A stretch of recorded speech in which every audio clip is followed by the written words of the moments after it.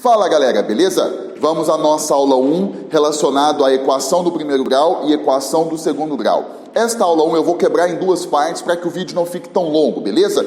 Então eu vou falar sobre a equação do primeiro grau, que você tem que saber, e aí eu já vou fazer a primeira parte sobre a equação do segundo grau. Fechou? Bora lá então, galera. Equação do primeiro grau. A primeira coisa que você precisa ter em mente é toda sentença da forma ax mais b igual a zero.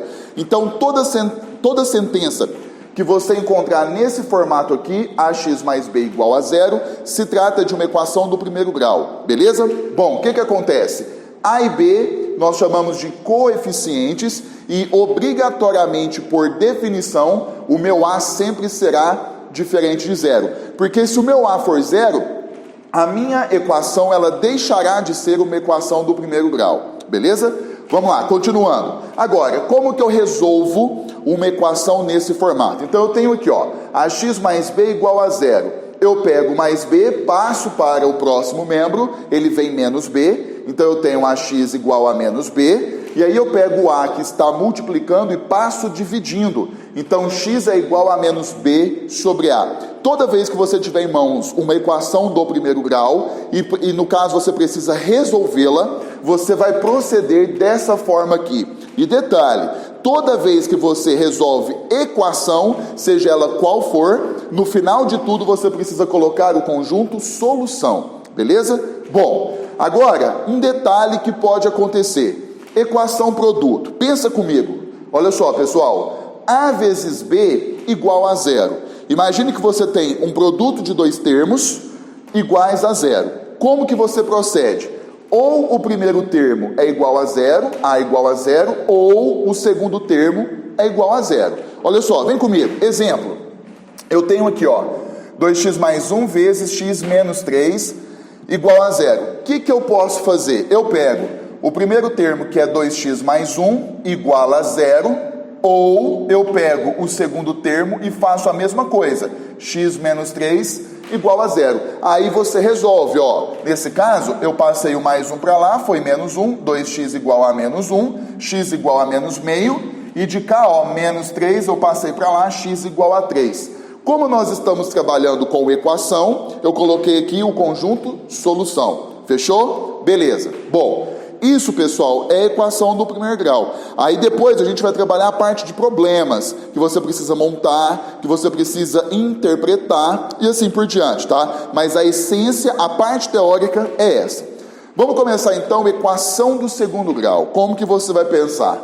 É toda sentença da forma ax² mais bx mais c igual a zero. Então faça um comparativo. Ó, expoente 1, o maior expoente é 1, o maior expoente aqui é 2. Então toda equação que tiver esse formato ax² mais bx mais c igual a zero, se trata de uma equação do segundo grau. E a nomenclatura, ó, é a mesma. Nós temos que a, b e c são os nossos coeficientes e mais.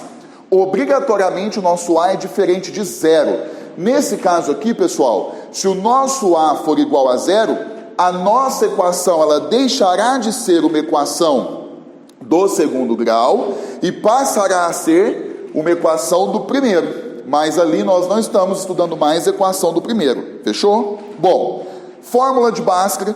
Toda vez que vier equação do segundo grau na sua cabeça, ou um problema, enfim, né, com certeza absoluta você vai utilizar a fórmula de Bhaskara, que é a fórmula que a gente utiliza para resolver uma equação. Só que nós vamos ver dois parâmetros. Nós vamos ver a equação completa e a equação incompleta.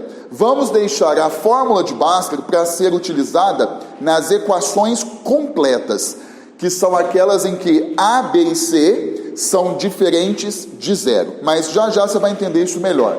Primeiramente, vamos recordar a fórmula.